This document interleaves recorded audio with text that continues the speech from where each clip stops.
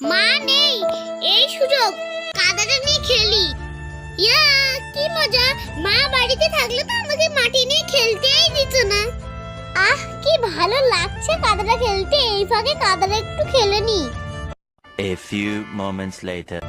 ও বাবা, মা চলে এলো, আমার হাতে তো নোংরা লেগে আছে, হাতটা লুকিয়ে দি পেছনের দিকে। সোনা তুই কি করছিস ওখানে? না না কিছু না, আমি তো গাছগুলো দেখছিলাম।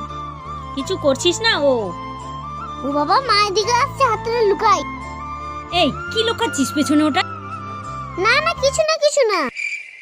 কিছু লুকাচ্ছিস না? দাঁড়া দেখি, কই হাতটা দেখি।